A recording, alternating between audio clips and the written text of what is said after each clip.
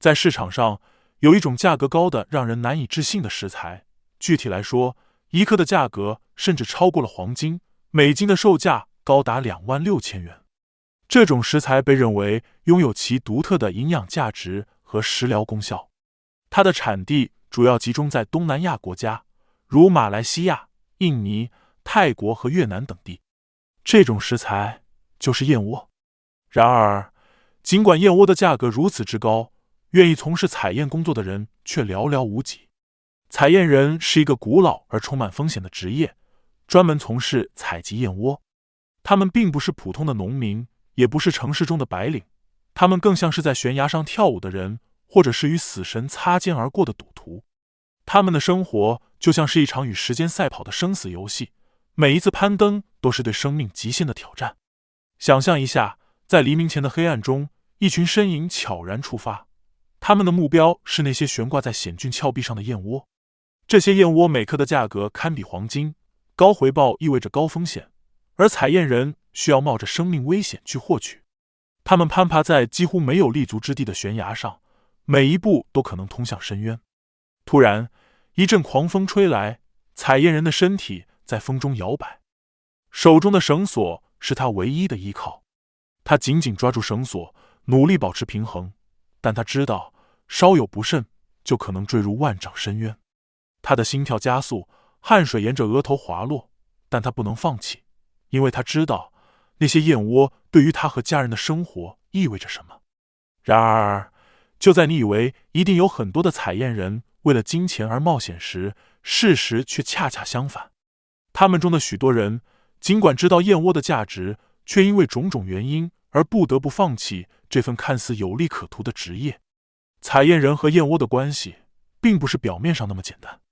他们不仅是燕窝的采集者，更是这些小生灵的守护者。在这个故事里，我们会揭开采燕人的生活面纱。采燕人这个职业源于人们对燕窝这一珍稀食材的强烈追求。古代时期，燕窝因其稀有性以及滋补功效，成为了贵族们竞相竞争的宝物。随着时间的推移，采燕人这一职业逐渐形成。采集燕窝是一项非常危险和艰难的工作。采燕人常常需要在无人小岛的天然山洞中采摘燕窝，他们冒着生命危险攀附于悬崖峭壁之间，由于没有专业的保护措施，采摘难度大，燕窝的质量也难以控制，而且这种采集方式还会破坏自然生物资源。燕窝被人们奉若珍宝的食材，且是昂贵的药材，其来源和价值却远超人们的想象。燕窝是由金丝燕和其他一些同一属的燕子用唾液与羽毛制成的巢穴。金丝燕每年可以筑巢3次，每次都要重新筑巢，旧巢是绝对不用的。燕窝可以根据筑巢地的不同分为洞燕和屋燕，它是一种濒临失传的珍贵食材，为人们带来丰富的营养和神奇的疗效。从古至今，燕窝一直被视为神奇的滋补品，以补中益气、滋阴养生而出名。据史书记载，早在1500多年前的唐朝，中国人就开始食用燕窝了。早在明代，航海家郑和在遇险时曾用燕窝充饥，结果他的部下个个面色红润，健康矍铄。于是郑和把仅存的燕窝献给了明成祖，可见燕窝的营养价值极高。据记载，郑和的远洋船队在海上遇上大风暴，被迫停泊在马来群岛的一个荒岛。连续多日，船队不能航行，船队食物奇缺。饥肠辘辘的船员无意中发现了荒岛断石峭壁上的燕窝。郑和命令手下采摘下来，用清水洗净炖煮。郑和品尝后认为可以食用，就让船员们大量采摘食用。郑和认为燕窝是个好东西，航海回国时便带了一些燕窝作为贡品献给明成祖朱棣品尝。明成祖朱棣大喜，命宫廷御膳房采购清真食材，与郑和船队带回的燕窝、海鲜、热带果蔬搭配制作成精美的菜肴，款待郑和及其随员。自此之后，郑和航海的大本营古都南京便有了郑和航海宴之说。郑和航海宴融中华特色餐饮文化和东南亚餐饮文化为一体，堪称美食佳品。此外，崇祯皇帝也被记载为燕窝的爱好者，他喜欢食用燕窝羹，且对燕窝的烹饪过程有严格的要求。清朝时期，燕窝在宫廷中的使用更为普遍。乾隆皇帝和慈禧太后都是燕窝的知名食客。乾隆皇帝的长寿被部分归功于其日常食用冰糖燕窝粥的习惯。慈禧太后同样对燕窝青睐有加，其膳食中燕窝出现的频率极高。在19世纪70年代，印尼东爪哇一位农民外出谋生数年，当他再回到家里时，惊奇地发现金丝燕竟在他破旧的屋子里做窝了。他认定是上天赐给他的财运，于是他把原来的房子让给金丝燕，他的家也就成了世界上最早的燕屋。因为当时这类燕屋为业者带来了巨大的财富，所以逐渐的，燕屋养燕就成了一种生意和行业。在古代文学作品中，燕窝也常作为席上珍品出现。《红楼梦》中多次提及燕窝，反映了其在当时社会中的地位和价值。此外，一些古代的食疗书籍和本草专书中也有对燕窝的记载，如汪昂的《本草备要》和张陆的《本经逢源》。他们在17世纪末期首次将燕窝纳入药用记载。赵学敏的《本草纲目拾遗》则对燕窝的记载更为详尽。具体而言，燕窝中含有的营养成分非常丰富，其中包括优质蛋白质、碳水化合物以及多种矿物质和氨基酸，这些都是人体所需的重要营养物质。与鸡蛋相比，在蛋白质质量相同的情况下，燕窝所含的胆固醇更少，因此对于胆固醇偏高的人群来说更加友好。但燕窝真正引人注目的是它含有的特殊成分表皮生长因子，这种物质能够促进人体细胞的分裂再生，帮助女性的皮肤得到更好的修复，实现美容养颜的效果。或许正因为如此，自古代开始，舒颜女子们就视燕窝为珍品，服用后发现了它不一般的疗效，从而一直流传至今。随着人们生活水平的提高，燕窝逐渐走进了大众的生活，被许多人作为滋补身体的补品。可如此罕见的珍品，价格当然也令人咂舌。当前，一斤优质燕窝的售价已经高达26000元人民币。燕窝高昂的价格，其中部分原因源于其采集过程的高风险和复杂性。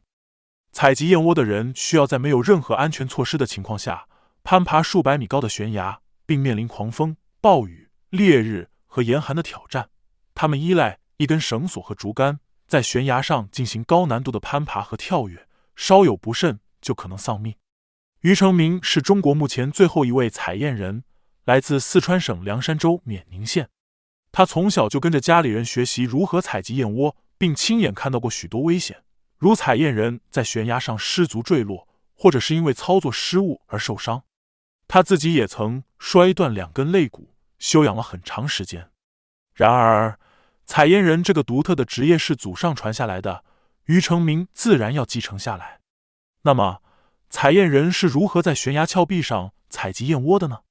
采燕人于成明在傍晚离家，特意带上了几捆攀岩绳索和一个军绿色背包，包里满满的都是他采摘所需的工具。为了采摘更多的燕窝，这次他还找了2个亲戚一起，在天色逐渐变暗的时候，一行人开车到达雅龙江边，天刚亮，他们就开始了徒步登上悬崖的征程，费力地在山崖边缘的羊肠小道上探索前行。这条羊肠小道的地势崎岖，行走困难，需要手脚并用，有时候不得不在灌木丛中摸索，时刻警惕着头顶上可能掉落的石头。2个多小时后，他们总算来到了一处深谷边的绝壁前，这里就是燕窝的藏身之所，离地面有几百米远。于成明带好安全绳，背上特制的口袋，双手紧紧攥着绳索，横空荡秋千一般荡进了洞穴。同行的2个人则在外面死死地把控着绳索的另一端。洞穴内一片漆黑，于成明只能依靠头灯照明。不出1个小时，他便顺着绳索艰难爬回顶端，额头和衣服都已湿透。在接近燕窝所在的位置时，于成明小心翼翼地移动，避免对燕窝造成损害，使用竹竿等工具来辅助自己接近燕窝。洞穴里的燕窝并不能直接就用手摘下，必须要用水打湿后，轻轻地从岩壁上取下燕窝，避免破坏燕子的栖息地。采摘时需要非常小心，以免燕窝破碎或变形，影响其价值。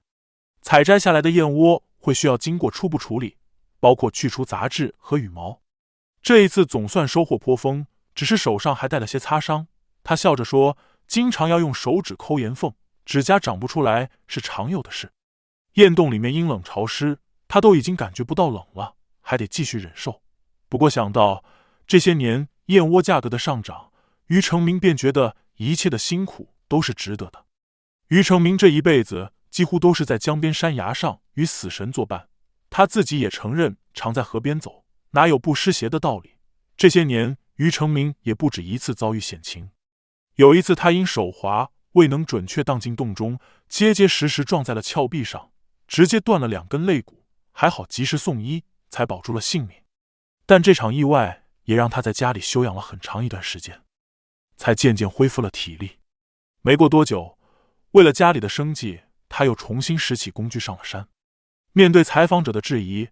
他解释说，这么危险的工作，为什么还要一遍又一遍的去冒险？答案只有一个字：钱。对一个教育程度不高的农民来说，一年的辛勤耕作收入都寥寥无几，但凭借采燕窝就可以额外增加5-6万元的收入，有时如果品相好的话，还可以翻上一番。如今市场上品质一般的燕窝按个出售，价格在100-200元之间，而于成明每年能采到500-600个，一级货的价格更是高达每两2600元。正如于成明所说的那样，燕窝就是拿命去搏的，但它让我的生活也因此而富裕了很多啊。虽然燕窝的价格昂贵，但是采摘燕窝也不是无休止的。采燕人采摘燕窝的时间通常与金丝燕的繁殖周期紧密关联，一般在每年的9月至第2年的4月，这期间是金丝燕的繁殖期，不可采摘燕窝，以免影响其繁殖习性。燕窝的最佳采收季节为每年的2月至10月，其中2月至4月的燕窝被称为头期燕。因为此时雨水多，昆虫繁殖，金丝燕食物充足，唾液分泌多，燕展完整，光泽度好，少毛。而5月至10月的燕窝则被称为2期燕、3期燕，此时金丝燕处于换毛期，燕窝较为疏松，杂质较多。整个采燕过程不仅危险重重，还要求采燕人具备出色的身体协调能力和心理素质。他们必须在保证自身安全的同时，尽量减少对燕子栖息地的干扰。许多采燕人遵循传统规则，每年仅对每个燕洞进行一次采摘，既确保燕窝的可持续性，也能提高燕窝的品质。采摘下来的燕窝也不是马上就能拿到市场进行售卖的，通常需要进一步的清洗和加工，以去除剩余的杂质，然后进行干燥和包装，最终才成为市场上销售的产品。随着社会的进步和价值观的转变，采燕工作正面临着前所未有的挑战。在现代社会，人们越来越关注生态保护和动物福利，指责采燕人工作方式的声音逐渐加大。但是，为了生计，采燕人仍然坚守着这份古老的职业。然而，在燕窝光鲜外表的背后，隐藏着的是一个充满诱惑与挑战的复杂市场。燕窝采集者作为产业链的起点，经常处于道德和经济利益交织的十字路口。他们手中的燕窝既是大自然的馈赠，也是市场上的奢侈品，其高昂的价格背后是采集者无数次与死神擦肩而过的惊险瞬间。采集者面临的抉择是艰难的。一方面，燕窝市场的暴利让他们有机会改善自己和家人的生活条件，摆脱贫困；另一方面，过度采集燕窝会破坏金丝燕的自然栖息地，对生态平衡造成不可逆转的损害。燕窝市场的暴利成为了采燕人冒险采摘的主要动机。据市场数据，优质燕窝的价格可高达每克数百元，甚至上千元。这种高价不仅吸引了合法的采燕人，也催生了非法采摘和黑市交易。一些非法采摘者为了追求更高的利润，不惜破坏燕窝的自然生长周期，导致金丝燕数量的减少。暴力对采燕人的生活产生了深远的影响，他们生活的双面性和矛盾性就显露出来。一方面，采摘成功可以给他们带来丰厚的回报，改善生活条件；另一方面，长期的高风险工作也让他们承受着巨大的心理压力和身体伤害。像于成明这样的采燕人，例子还有很多，他们为了生计不得不铤而走险，但是每次高回报的背后都可能是付出生命的代价。随着生态保护意识的不断提升，社会公众开始更加关注采燕人的生存状况及金丝燕的保护问题。人们对于燕窝背后的故事有了更加深入的了解，对采燕人所承担的风险和牺牲也有了更多的同情。为了应对燕窝市场的问题，各个国家和地区政府纷纷开始制定有关法律，规范燕窝的采摘和贸易。这些法律规定了采摘季节、采摘方法以及燕窝的贸易标准。这些措施旨在减少对金丝燕栖息地的破坏。例如，一些国家禁止在金丝燕的繁殖季节采摘燕窝，以确保燕子有足够的时间繁衍后代。除了立法之外，政府还加强了对燕窝采摘和贸易的监管和执法力度，通过定期巡查和突击检查，打击非法采摘和黑市交易，保护合法采燕人的利益，同时减少对金丝燕的威胁。一些地区还建立了燕窝溯源系统，确保每一份燕窝产品都可追踪其来源，保证其合法性和质量。然而，在燕窝市场需求日益增加，燕窝价格居高不下的情况，早期和于成明一起的采燕人却都陆陆续续的不干了，开始了其他的行业，有的甚至宁愿外出打工，也不愿意当采燕人。以前，采燕在缅宁县是一件流行的事情，采燕人的队伍也很庞大。但随着科技的发展和村民经济条件的改善，采燕人渐渐消失，成了一个稀缺职业。于成明笑称自己见证了这条路的兴起，又见证了这条路的落寞。他说，在他小时候提起采燕这件事，周围的村民都是兴高采烈的成群结队往山里赶。后来采燕人越来越少，前几年还有5个，现在只剩下他这一个独苗苗了。于成明作为村里最后一个采燕人，自然不希望这门手艺成为历史。然而，随着时代的变化，这种极为危险的手艺自然很难得到传承。即使是从小就在于成明教导下长大的2个儿子，都无法接受这般危险的行业。于成明带着2个儿子来到悬崖边，给他们一一展示自己操作绳索采摘燕窝的过程。作为一个出色的攀岩者，他的动作游刃有余。但是2个儿子却都表现出了害怕，大儿子直接2腿发软，远远站着也不敢上前一步，小儿子勉强学了一段时间，最后还是选择放弃了。于成明33岁的大儿子能去附近的工厂打工，一个月有5000元左右的收入，就算是打零工，他这个年纪的人一天也能赚200至300元，相比危险的采燕窝工作，这些职业轻松许多。于成明的妻子也十分担心让儿子们学习这项高危职业，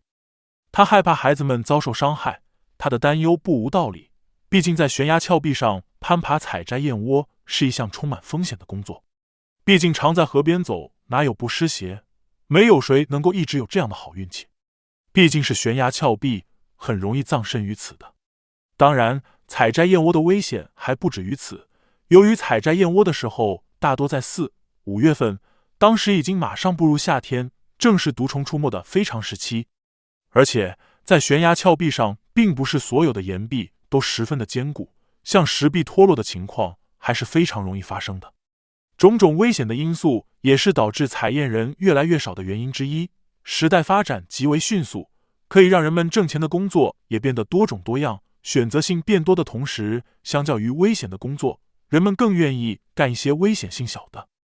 采燕人的生活是在生存的边缘摇摆，他们面临的艰难抉择和挑战是常人难以想象的。在险峻的悬崖峭壁上，采燕人以一种几乎原始的方式与自然对话，他们的生存挑战远非一般职业所能比拟。极端天气、险峻的地形以及野生动物的威胁，构成了他们日常工作的常态。在马来西亚三达肯的哥曼通燕窝山，采燕工人们依靠祖辈的知识，了解哪些燕窝质量好，哪些可以采摘，哪些需要留给燕子繁衍。他们使用的工具简单却充满风险，临时住所简陋，生活条件艰苦。面对传统采燕技艺的传承难题，市场经济的快速发展无疑加剧了这一挑战。随着燕窝市场规模的不断扩大和消费者需求的日益多样化，传统采燕人的生存空间正遭受前所未有的市场压力。如今社会已经掌握了吸引燕子筑巢燕窝的条件，有了更为便捷的燕窝采集方式，就像屋燕就是人们为燕子专门修建筑巢的场所，采摘燕窝也变得极为安全快捷。但是，物以稀为贵的道理还是深深地烙印在人们的内心，野生燕窝在市场上极为稀少，其价格也会相对要高一些。屋燕和洞燕都是燕窝的两种主要来源，它们在生长环境、营养成分以及市场价值上存在一些差异。屋燕也称为屋燕窝，是在人工建造的燕屋内形成的燕窝。这种燕窝跟人工养殖的概念很像，人们修建适合金丝燕的屋檐，以此来吸引金丝燕。金丝燕在人工屋檐下筑巢后，依旧会吐出口水，加固巢穴，形成燕窝。这种燕窝通常颜色为白色、灰白或微黄，展型比洞燕更饱满，且由于燕屋的清洁管理和及时采摘，屋燕通常比洞燕更干净、更新鲜。屋燕的蛋白质和唾液酸含量普遍高于洞燕，而洞燕则在氨基酸和矿物质元素含量上显著高于屋燕。而随着生活水平的提高和消费观念的转变，燕窝市场实现了连续多年的规模增长。2023年，燕窝市场在整体大消费疲软的背景下，依然保持了增长态势。线上保健品市场同比增长 32.3%， 其中传统滋补营养品增长 87.9%。根据电商平台的销售数据，2023年全年燕窝产品销量达到了 962.5 万件，同比增长 27%。这一数据显示了燕窝产品在市场上的受欢迎程度，以及消费者对燕窝作为高端养生食品的认可。在电商平台上，100至300元的燕窝产品销量占比达到了 32%， 显示燕窝产品逐渐向更亲民的价格靠拢。这可能对传统采燕人构成影响，因为他们所采集的燕窝往往价格更高。即食燕窝或鲜炖燕窝因其便利性受到市场的欢迎，这改变了传统的燕窝消费模式，可能会减少对传统采燕人采摘燕窝的需求。我国燕窝市场呈现双寡头垄断的竞争格局，小鲜炖、燕之屋两家头部企业占据 50% 以上的市场份额。这种集中度的提高可能会挤压传统采燕人的生存空间，因为他们难以与大型企业竞争。我国燕窝产品十分依赖进口。2023年1至4月，我国燕窝累计进口 191.06 吨，出口 0.46 吨。这种进口依赖可能会减少国内采燕人的工作机会。此外，如今燕窝行业已形成分工相对精细的产业链，从燕屋管理、采摘、粗加工到深加工、经销，再到各种销售终端。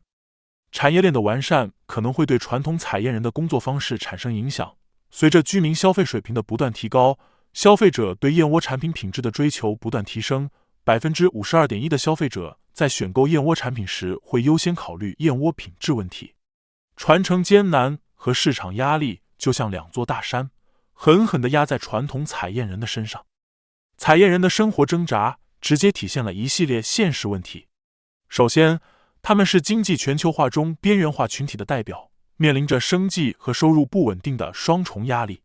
燕窝市场的高价值与采燕人在采摘过程中面对的高风险形成了鲜明对比，同时也受到了人工燕窝对传统采燕人经济市场价格的挤压。其次，采燕行为对生态环境的潜在破坏，如非法采摘燕窝等，或常年都在采摘燕窝，使得燕子的生存空间减少，而缺少了坚固的燕窝，繁殖便受到了影响，从而导致燕窝会越来越少，凸显了经济发展与生态保护之间的矛盾。随着现代化进程的加快，传统的生活方式和技能面临着失传的危机。采燕人越来越少，年轻一代更倾向于选择其他职业，这不仅是文化传承的困境，也是社会发展中传统与现代冲突的体现。采燕人在面临艰难的抉择，他们必须在经济利益与环境保护之间做出平衡选择，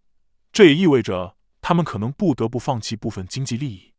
另一方面，如果他们为了满足市场需求而增加采摘量，这将对金丝燕的自然栖息地造成破坏，可能导致生态平衡被打破。这种矛盾的抉择给采燕人的未来家庭经济带来一定影响，也给他们的生活带来了不确定性。传统采燕人的未来值得我们每个人都去深思。如果你是传统采燕人，你在财富的诱惑和生命的威胁两者选择时，你会如何选择？如果你喜欢今天的影片，欢迎在评论区分享你的想法，记得点赞、订阅和转发哦。本期内容到此为止，我们下期再见。